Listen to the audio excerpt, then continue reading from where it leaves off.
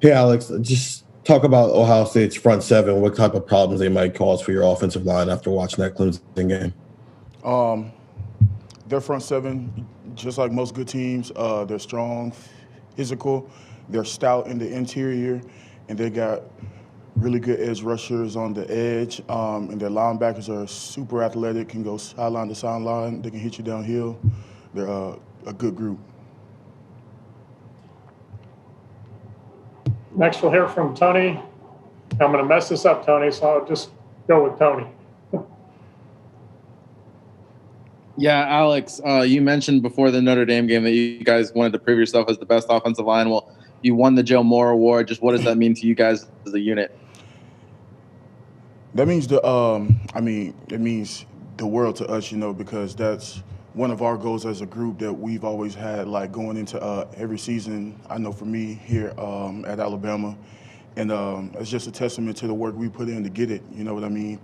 And just how hard we worked for it, and we're extremely grateful. Next is Brendan Golick. Brendan? Hi, Alex. Congratulations on getting in the national championship game. I know you were asked a little bit about Ohio State's front seven, but specifically their linebackers. It's a pretty veteran group, and they seem like they're, both able to rush the passer, but also play well in coverage. What are the challenges of playing against a group of veteran linebackers that maybe are hard to deceive? It's going to be challenging because just like you said, they're seniors. They're like smart. They've played a lot of football. You know what I mean? So they know what they're doing, and they're great at what they do. So it's not going to be a lot of like trick them, and stuff like that. We just gotta, play football. You know what I mean? Like, I don't really know how to explain it. We just gotta like attack them directly. You know what I mean? Because they are smart and they are good. So it's just going to be like mano y mano. Next is Patrick Murphy. Alex, similarly to these questions about Ohio State's defense, but just when you get in a matchup like this where you know it's going to be good on good at this level, how much is the excitement level ramped up for this offensive line for that challenge? It goes way through the roof, you know what I mean? Like, not saying we aren't excited for any game or any opponent we're playing, but we're just competitors, you know what I mean? So we love to compete, and we're going to step up to the challenge, and we're going to see if they want to play football. Next is Charlie Potter. Charlie? Hey, Alex, I know you've talked a lot about your decision to come back this season. Just how cool is it to be able to end this season back in your home state of Florida playing for a national championship? It's great. Me being a Floridian, to be honest, I love Florida. I think it's the best state ever. And I'm extremely grateful and happy for the opportunity to play in the national championship, of course. But it also being at home in the crib, it's a great feeling, and I'm super excited for it.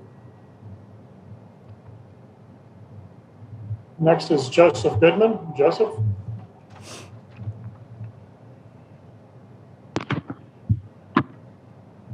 Hey, thanks for taking the time. I got two quick questions for you. Sark was bragging on the leadership of the team earlier, and what makes the leadership of this team so good, in your opinion? I think it's so good because, like, the leaders of this team, they like do what they preach. You know what I mean? It's not just a bunch of guys just saying one thing and doing another. It's a collective group of leaders that actually believe in what we're saying. You know what I mean? And actually actually want to accomplish the goals that we're saying and stuff like that. And we just try to positively affect as many people as we can around us to get us all on the same page. You know what I mean? So I feel like that's the most effective part of it.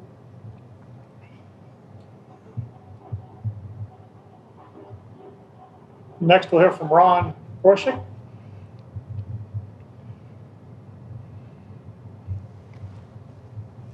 I'm sorry. Alex, what did you think of Najee hurdling the Notre Dame guy, and was that especially exhilarating for the huddle for the offensive players?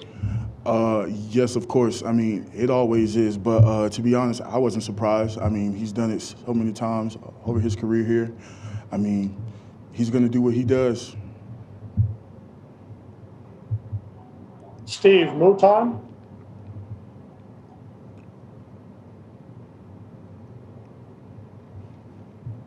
Hey, Alex. Hope you're doing well today. A lot was made about heading into that semifinal game without Landon Dickerson and Chris Owen taking his place. Tell me about that experience for your group collectively along the offensive line without Landon in the semifinal. That experience was fun because, I mean, we all had, like, all the belief that Chris would get the job done.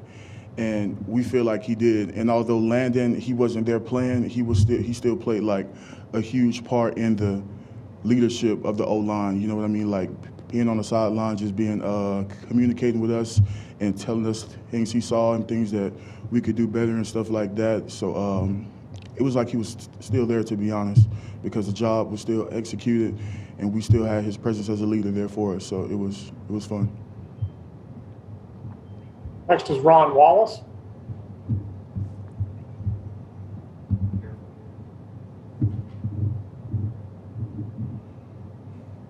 How you doing, Alex? Good morning. I just wanted to ask you, how are you being a leader on the team? How are you able to get the guys to let them know that we still have unfinished business, and we're high off the Rose Bowl, and of course you have a teammate that won the Heisman. How are you as a leader, and what do you tell your guys? Hey, look, we still got business to take care of. I mean, exactly what you just said. Just tell them directly. I mean, we still got a lot of business to take care of. And I mean, I'm a senior and I've played a lot of football here over the past 4 years. And they respect what I say because they're going to take it like as is for face value. So this whole week, I've just been telling guys to just seize every opportunity this week to get better. You know what I mean? Like sacrifice and invest all your time into this one game for 1 week. You know what I mean? Just buy into all the things we're doing, trust the process, and we're going to get the result we want. Next, we'll hear from Michael Casagrande. Yeah, Devontae's he's kind of humble guy. He doesn't bring much attention to himself. He's very humble when talking about the Heisman Trophy. Do you guys celebrate that with him? What's he like behind the scenes when he's not at the podium? Is he excited about this whole thing that happened last night? Yeah, of course he is. He's super excited about it. He's grateful. But one thing about Smitty, he's a great player, but he's an even better teammate in person. I mean, you can ask for a better friend, to be honest.